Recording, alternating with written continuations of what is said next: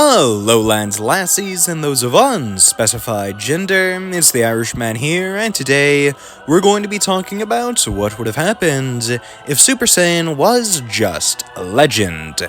This means that Super Saiyan, Super Saiyan 2, Super Saiyan 3, Super Saiyan 4, Super Saiyan God, Super Saiyan Blue Evolution, Super Saiyan Rose, as well as any other Super Saiyan forms I might be forgetting about, are not accessible to any character in the story, although any other transformations, such as Great Ape, Akari, and any other non-Saiyan forms, can still be accessed by any other character. Well, non-Saiyan forms can't be accessed by Saiyans, but you get what I mean. The point is that Saiyans are majorly restricted here. They cannot use their most valuable tool, which will lead to a pretty interesting storyline, at least in my opinion. But before getting into the real meat and potatoes of this video, please, for me, subscribe to the page and hit the notification bell. That second one doesn't really do anything for me, but it helps you out and you gotta subscribe to get there. So scratch my back and I'll scratch yours. Now, with all that out of the way, let's get into the story of this What If. Since Super Saiyan is still a legend here, Planet Vegeta would still be destroyed by Frieza, because he does still fear the legend of the Super Saiyan. Even though technically Emoshi never achieved the form so long ago, people just thought he did for some reason. So the rumor was spread around, and Frieza was a little bit frightened by it. He got the heebie-jeebies, which led to mass genocide.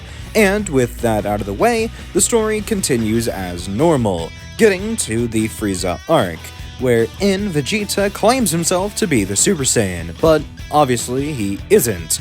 And it doesn't change anything there up until the fight between Goku and Frieza, after the Spirit Bomb is launched and Frieza is heavily damaged by it, although he is still very much alive. So he decides to kill Krillin as an up yours to Goku before shooting Piccolo through the chest. That didn't kill him, obviously, but it did still get pretty dang close. Goku is infuriated, more so by the former than the latter, and decides to go ham on Frieza, although it's not the same as in the original, since, for obvious reasons, he cannot use Super Saiyan. But honestly, that shouldn't be as big of a hindrance in this saga than it will be going forward, because keep in mind, Goku does still have Kaioken times 20, and Frieza was just hit with a Spirit Bomb, meaning he is not only incredibly damaged, but extremely fatigued. So Goku should be able to match and possibly exceed Frieza's power with Kaioken times 20. Sure, he is still worn out himself, but to nowhere near the same degree Frieza is. So as long as he plays his cards right and doesn't let Frieza power up, then Goku should be able to pull out a victory. Only barely though. And with Frieza killed and everybody being revived with the Earth's Dragon Balls, much including the Namekians, Porunga would also be brought back, meaning that now Goku can get his wishes in here, bringing back Krillin, but at the same time, they still don't have Tien and Chaozu brought back, or Yamcha. Well, I think Yamcha is brought back with the Earth's Dragon Balls, I don't remember him dying beforehand, but Tien and Chaozu do still need to be brought back by Namek's Wish Orbs.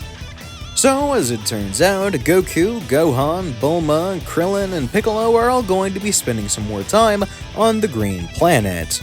Goku and Gohan would be spending this time training, whereas Krillin would probably rather just meditate. He can't really handle the power that Goku and Gohan currently wield, so it'd probably just be better for him to stay out of it. Piccolo wouldn't want to train because, well, he has better things to do. Namek is like a second home for him. If anything, it's more like a home than Earth is, because this is where his people come from. This is a place that he can honestly feel at home with, which is pretty nice for him. I'm glad he gets this experience, even if he definitely will still be coming back to Earth afterwards. Thinking about it, Vegeta would also be on Namek, since there was no wish to bring anybody from Namek to Earth. And since Vegeta died there, he would still be there after being revived, so he would be training with Goku and Gohan too. After a while, their power levels would all be in the 10 million range, although power levels kind of fell off by this point, so it doesn't really matter. Either way, they get pretty dang strong, and Elder Mori, while trying to find out how to create Dragon Balls like Guru, would find out how to unlock people's potentials, and decide to do it for all of the Z Warriors who helped to defend their planet from Frieza. Vegeta would gain access to the Akari form, which is incredible. He had an excellent mastery over Great Ape, and through having his potential unleashed, he would gain further access to that form, proclaiming that it is Super Saiyan. But he'd better be careful with his words there, because if it was, then I'd have to take it away. But Goku, realizing how strong that is, and since he also had his potential unleashed, would train to get that same form, and soon would do as well. Gohan has a bit more difficulty with it, but eventually would gain the same power, and Piccolo would get his potential unleashed form, which I'm going to say is comparable to his own version of Super Saiyan. We really have no gauge on it, and honestly it could be far stronger given when it was introduced, but Super Saiyan seems like a pretty fair comparison. When Porunga has finally been rebuilt by Elder Mori and the Dragon Balls have reformed, they would wish to have Tien and Chaozu revived, which is no problem. However, they don't really have a third wish, so they plan to just let Porunga go in case the Namekians have any needs in the future, but Elder Mori has one right now. He would speak up and use the third wish to get rid of whatever darkness he sees inside of Goku. This would be the Heart Virus. Seeing as Elder Guru could sense intentions, there's most likely an ability that would allow for Elder Mori to sense the Heart Virus inside of Goku. And if I'm being honest, if we were to follow the future timeline's events, then there wouldn't be much of a story here. So with that gone, everyone would return to Earth. Goku thanking the Elder since he had no idea that he even had the sort of virus inside of him. It did not come from Yardrat. It most likely came from his time as a youth in the forest, not really knowing what's poisonous and what's not, or what's disease-riddled. It doesn't really matter how the heart virus came about, it's gone now and everyone returns to Earth. After only a couple of years, the androids would attack. Everybody is surprised. They had no idea this would happen because future Trunks wouldn't have come back. For all intents and purposes, this is the future timeline. However, we're still going to act like this is the main timeline, because otherwise there's nothing really past the Cell Saga to talk about. Either way, when the androids do attack, everybody is caught off guard because they had no idea that these guys were coming. And they're so incredibly powerful, nobody can stop them, especially not any of the Saiyans, because they only have Akari, which is barely even comparable to Super Saiyan. And after Goku begins mixing Akari and Kaioken, he does stand a bit of a better chance, but it's an unreliable form, so Piccolo is the only real hope for the Z-Fighters here. Keep in mind, currently, we're only talking about Android 19 and 20. Dr. Gero himself would be a force to be reckoned with in comparison to the regular Z-Fighters. Goku and Vegeta in the main timeline were only really as strong as one of them. However, going up against them now, it's an entirely different conversation. Piccolo is the only one who can even hold a candle to their power. But keep in mind, Piccolo in his base form was at least comparable to Super Saiyan Vegeta. And having his own Super Saiyan-like transformation, well, Piccolo would be enough to take care of both of them, which is incredible. Although Dr. Gero would still awaken 17 and 18, resulting in Piccolo getting jumped, but he might actually be able to take those two on. Although strength isn't all that matters in this fight, seeing as even though Piccolo probably overpowers the two of them combined, they have incredible teamwork. They were able to jump the hell out of Gohan for 17 years. I think their teamwork here would be at least on par, resulting in Piccolo actually losing. Although they wouldn't have the firepower necessary to kill him, so they just force him to flee, and the other Z-Fighters stand no chance, so they get away as well, although only barely and with severe wounds. Although Goku would still be killed here. not because 17 and 18 have any obligation to do so, but rather because 16 would still be released. This is functionally like the present timeline. So 16, seeing Goku, would immediately launch into attack, and since he was able to overpower Imperfect Cell, he can definitely take out Goku, who only has the Ikari form. This is a loss, yes, but not a super substantial one. Piccolo does have a couple of aces up his sleeve, but the most vital one being that Kami hasn't fused into him yet, and after heading to the lookout and needing a power boost, Kami would oblige, although very reluctantly. After the two merge yet again, Piccolo is pretty dang strong. Remember how I said that 17 and 18's teamwork could result in Piccolo losing before? Yeah, that doesn't really apply here. Piccolo would be so far above the two of them it's not even funny, seeing as he has a 50 times boost on top of a power that matched 17's in the original. Yeah, he could take on 50 of the androids, let alone just 2 of them. And even though 16 by this point would have bonded with them and might throw his hat into the ring, it doesn't really matter here, he would be taken out just the same.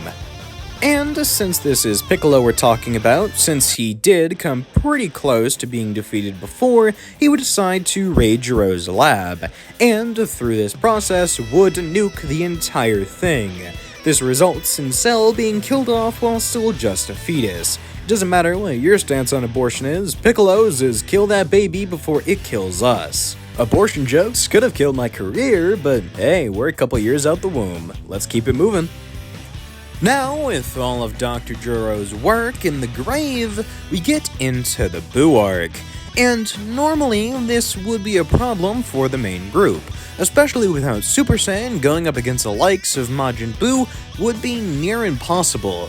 However, here, it probably wouldn't even occur, seeing as Buu would never be released because of one very important detail, the fact that when Spopovich and Yamu get Gohan's energy, they're only getting Ikari Gohan's energy, not Super Saiyan or Super Saiyan 2 Gohan's power, which there's a very big difference between them.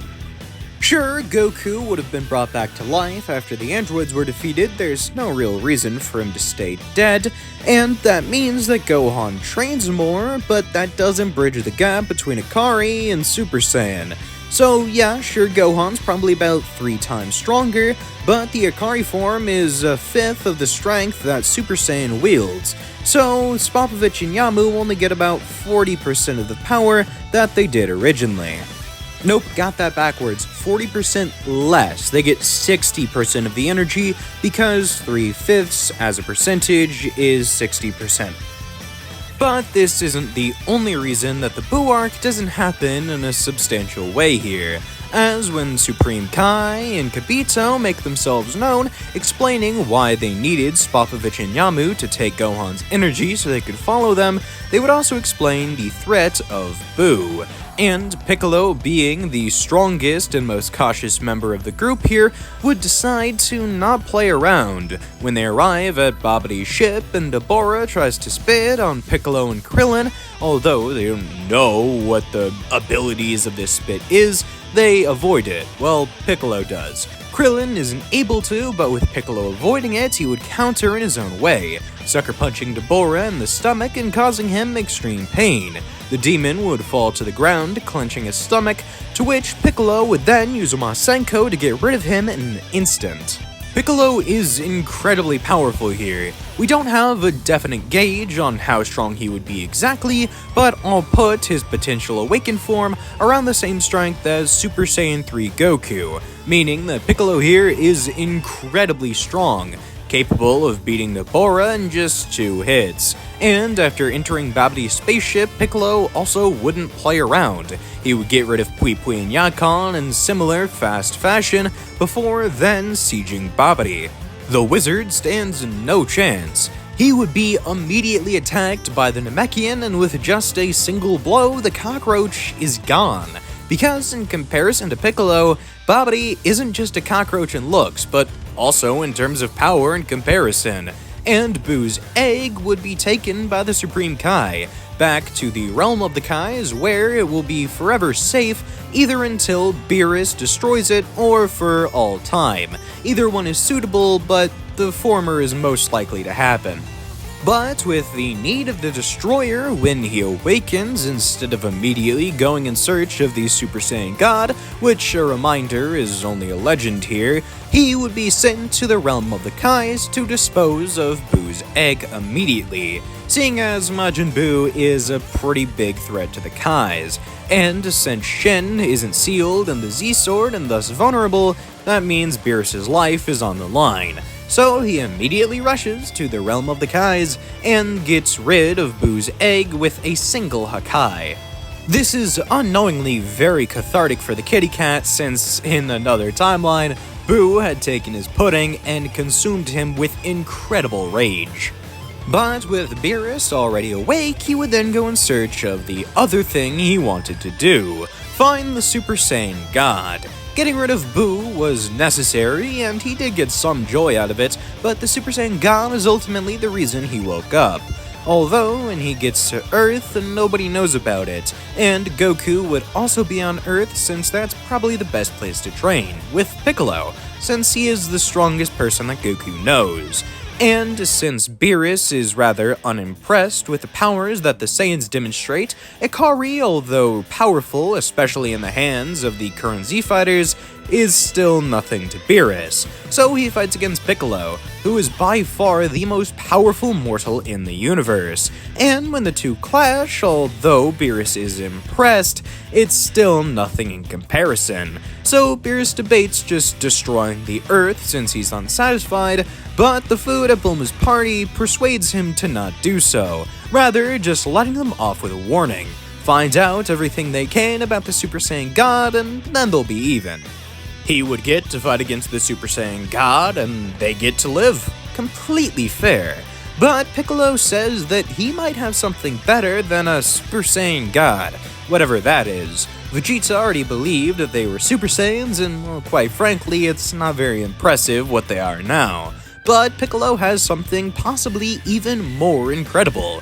He begins powering up, past his potential Unleashed form, attempting to reach this new level that he's been trying to for years, but never had a proper catalyst for. Boo might have been that catalyst, but Beerus definitely is, and Boo was never really released to be able to push Piccolo. So he begins powering up, more and more, with an aura eclipsing him before it then shatters orange. This energy is incredible, and then Piccolo's skin begins to turn to that same hue, bulking up substantially, and his power rises incredibly, rivaling that of Super Saiyan God Goku in the original story. Much like with Potential Unleashed, we really don't have a gauge for how strong the orange form is, but equating it to Super Saiyan God seems relatively fair, at least for this scenario. With Piccolo's power now reaching heights unimaginable for any mortal in the universe, Beerus would be impressed and would immediately want to test this power out firsthand. So the two clash once again, although this time much more evenly. Beerus is still holding back a lot, but only as much as he was against Goku in the original when he first attained the Super Saiyan God form. So as long as this is just the first step to Piccolo's new realm of power, then Beerus is more than satisfied, especially with the food on Earth. Yeah, Earth is going to stay for quite some time. He would offer the Namekian the chance to train with Whis whenever he likes, and since Piccolo doesn't really have any responsibilities on Earth, he would do so quite often. In 1 year's time, strange powers would be felt on Earth, ominous key that Goku would decide to investigate, whereas Piccolo and Gohan didn't intervene in the original because they just couldn't be bothered. They had things to do better than this, mostly revolving taking care of Pan. Goku doesn't, so he would go and investigate, not because he's cautious or worried about the Earth's safety, but rather because he's always up for a good fight, and these guys might be the first real challenge he gets in quite a while. Beerus was way out of his league, and these guys might be strong enough to push him without completely eclipsing his power. Although, after finding out that it's just Frieza's goons attempting to revive him, he would decide to just let them go. They obviously are no threat to anybody, and Frieza's power has been long since surpassed, so it doesn't really matter. Although, in 4 months' time, this does prove to bite him in the butt, because Frieza would arrive back on Earth with a shiny new transformation. Although I doubt it would be the golden form necessarily, since that was meant to mock Super Saiyan, which Frieza obviously would never see. So maybe it's something like Ruby form, since Goku is using Kaioken against him, and he still wants to mock the monkey's power. Although this is sort of irrelevant, since it's the same power either way. And when Frieza arrives on Earth, he is more than satisfied to see that Goku and Vegeta are already there, so he can take his pleasure beating the absolute piss out of them.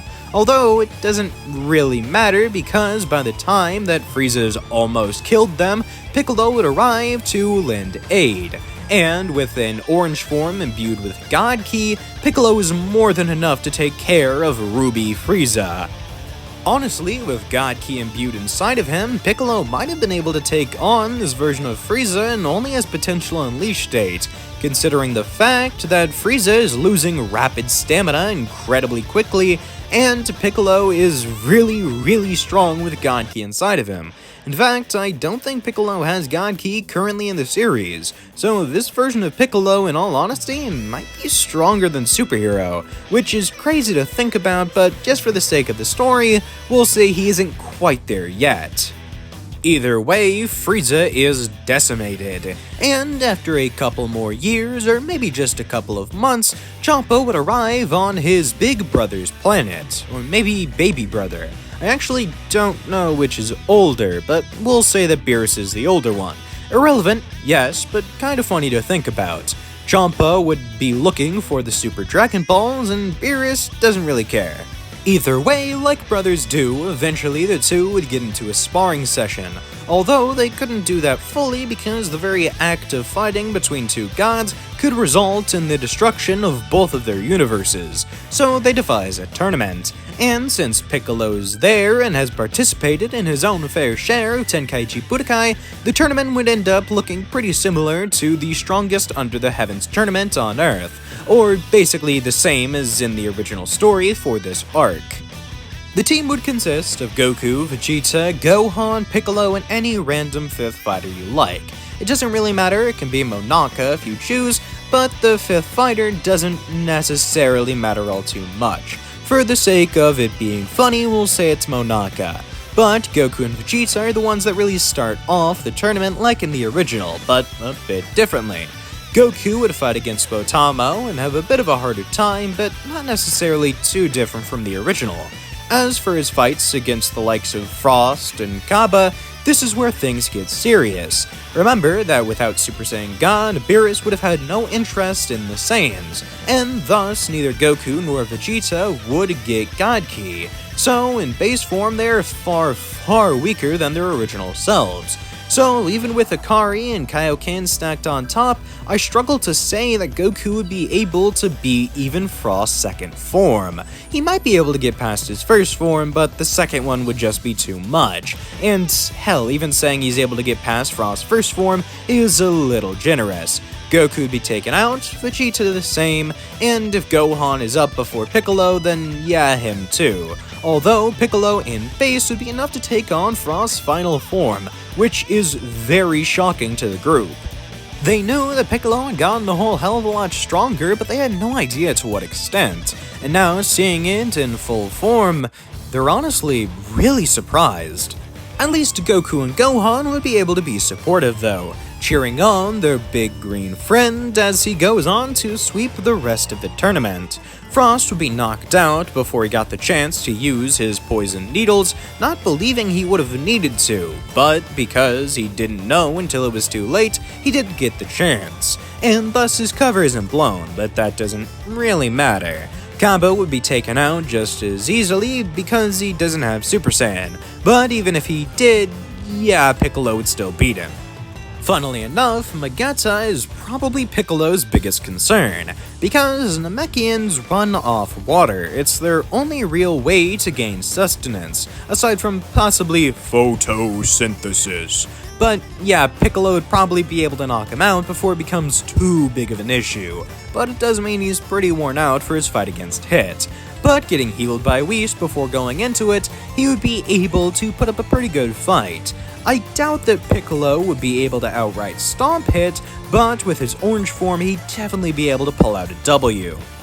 No matter who the victor is though, Zeno would still arrive and scare the bejeebus out of Champa and Beerus.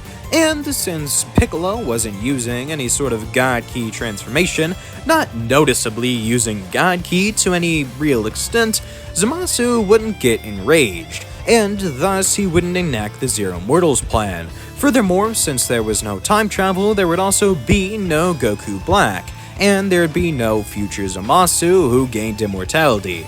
The Goku Black arc in its entirety is avoided here, mostly because of time travel, but also because, well, it just didn't make a whole lot of sense in the original. And I know I've said it a million times at this point, but if there's no Goku Black arc, there's no future Zeno. And since Goku also probably didn't make the same impression on Zeno since he wasn't as strong and didn't fight as prominently in the tournament, then there's also no Tournament of Power.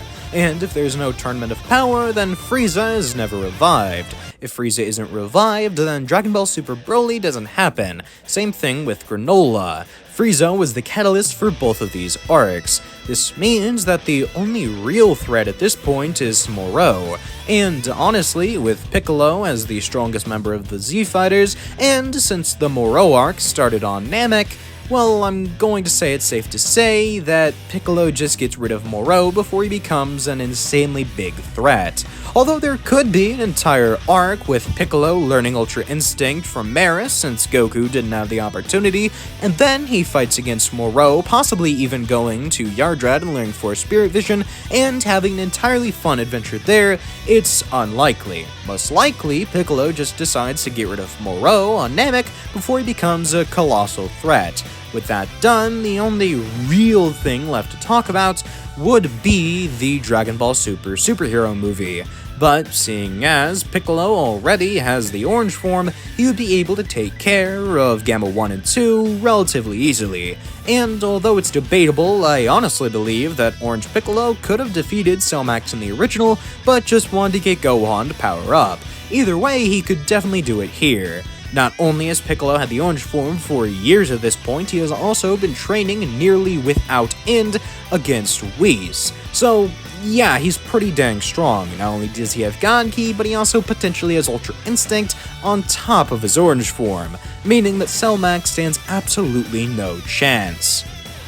Maybe had Frieza been revived and gotten his black form, Piccolo might have actually faced a challenge, but after all, orange is the new black. So Frieza would probably also be defeated with relative ease. And since currently the manga is just covering the Dragon Ball Super superhero arc, I actually think they got finished with it, I don't know what they're doing right now, there isn't any story left to cover in this part. However, if there's new manga content that could still potentially happen in this scenario, I might consider making a mini part 2. But this video is already long enough as is, and honestly there's nothing to talk about past the movies and GT, but those are non-canon. So with all of that out of the way, the story finished and everything wrapped up with a nice little bow on top, Piccolo getting to have his own story here, I hope you enjoyed watching, as I certainly enjoyed making this. And if you liked the video, then like the video. And if you really like the video, then subscribe. And if you really like the video, then hit the notification bell. Again, that only helps you out, but you gotta subscribe to get there. So like I said in the beginning, scratch my back and I'll scratch yours. But with all of that done, talk to you later. Bye.